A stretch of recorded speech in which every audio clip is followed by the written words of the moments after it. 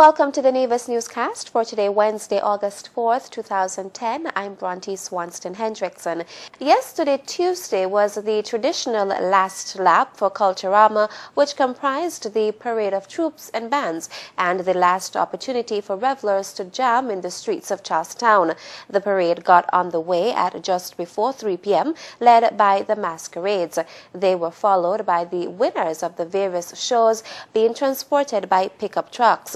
Contingents from various schools participated in the parade, as well as a number of folklore troupes.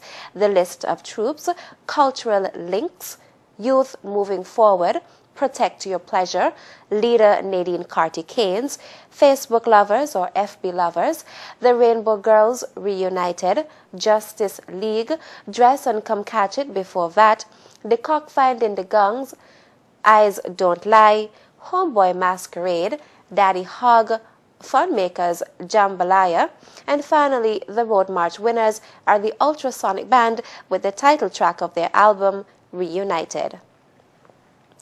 As we take a look back at Culturama, we return to Saturday evening, where there was the hosting of the Senior Kaiso Monarch contest.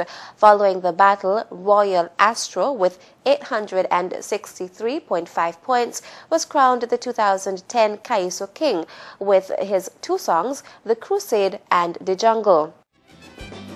I want 1,000 fathers to join in my crusade. Come sing a song of repentance in this historical parade. We'll light 1,000 candles and say 1,000 prayers and pledge to create a new order that would last 1,000 years. Where have all the fathers gone? Lost to drugs and corruption. Where have all the fathers gone? Tell me if you know. Come and join this jubilee. Come back to society. Come and save your family. Where have all the fathers gone? Oh.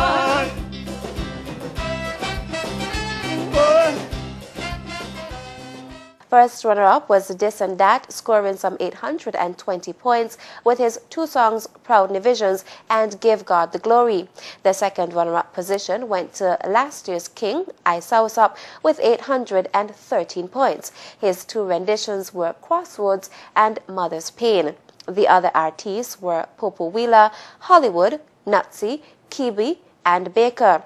The competition was quite keen, especially in the last round, when a few of the Calypsonians sung an additional verse on their pieces, which ignited the crowd in each case.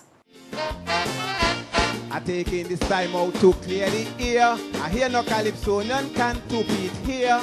Well, I'm making it clear that tonight it go happen here. Because the competition's so weak that the judges can't even treat. Tell this and that and Astro come to my school of Calypso. They're going around looking sympathy and want to blame it on NRP when everyone can see they ain't ready yet for me. Thought by now you would learn. You're bound to get burned. And if you don't, it's the same gonna happen to him. Yeah, so God bless. This art form is my interest.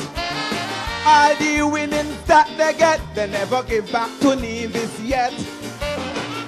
The Calypso art form is slowly dying, and they sit aside and won't do a thing. And what's most amazing, they're busy player hating. Is they busy Calypsos, them boys singing, so they're bound to get this next licking. So you could now start celebrating. I'm your two-beat king. But we are at the crossroads. We are at the crossroads.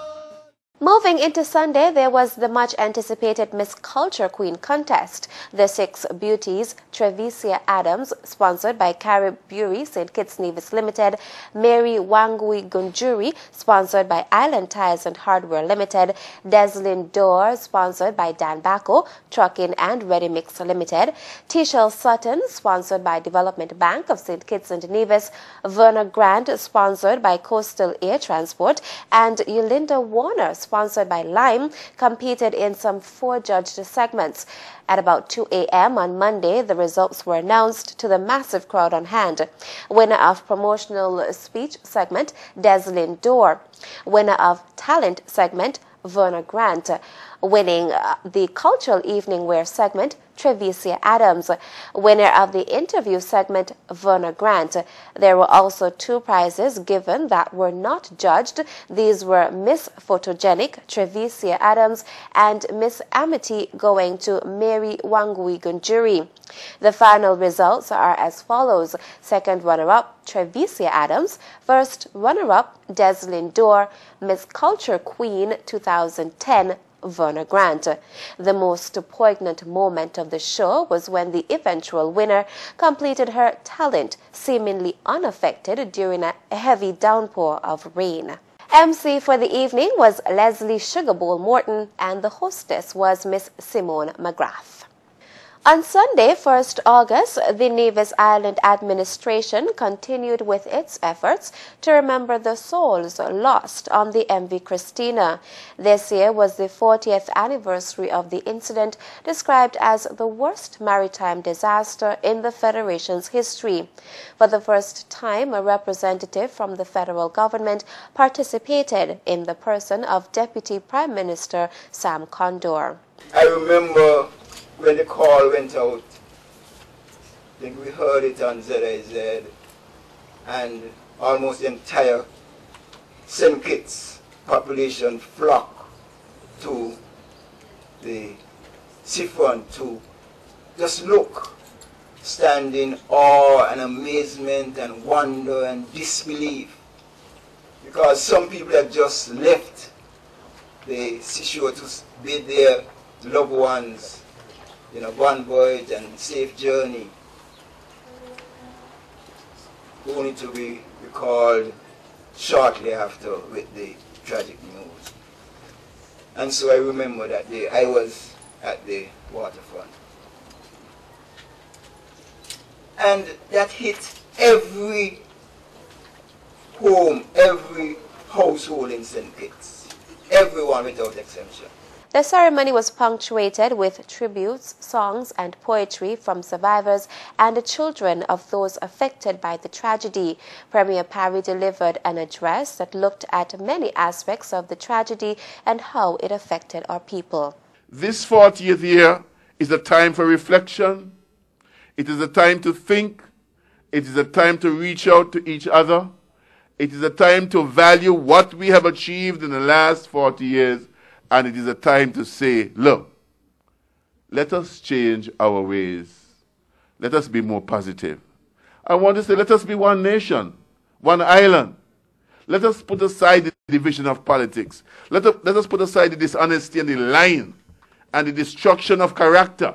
Canon Alson Percival of the Anglican Church delivered the sermonette for the ceremony. But you and I will stand before God, and Lamb's book of life will be opened. And the account you give God will determine whether your why was positive or it was negative. But God knows why the Christina went down, why those people didn't live their life. They have gone on to be with Him. We're here for a reason. Maybe somebody else would have been Premier of Nevis. Maybe somebody else would have been Prime Minister of St. Kitts. Maybe somebody else would have been a minister standing here. Maybe, my brothers and sisters, that the gentleman there would have stayed here and become that cricketer we talk about. Only God knows why. For this year, as the names were called, they were classified in terms of profession. This was done in a way so that the economic impact can be seen. The ceremony concluded with a wreath laying by government officials and persons who were affected. And finally, there was a shooting incident last evening. We hear this update from the police. At about 8 p.m. last evening, police in Charleston responded to the report of shots being fired in Government Road. Initial inquiries revealed that Tamaya Duport of Government Road was sitting on a bench just outside her house when she was attacked by an unknown assailant who fired a number of shots at her. She sustained a gunshot wound to her back, and she's currently warded at the Alexandra Hospital in stable condition. Inquiries into this matter are ongoing, and we are appealing to the general public for information regarding this incident. You can call the police at 469-5391, and all information would be treated with strictest confidence. That's it for this evening's edition of the Nevis Newscast. Thanks for viewing. I'm Bronte Swanston Hendrickson. Good night.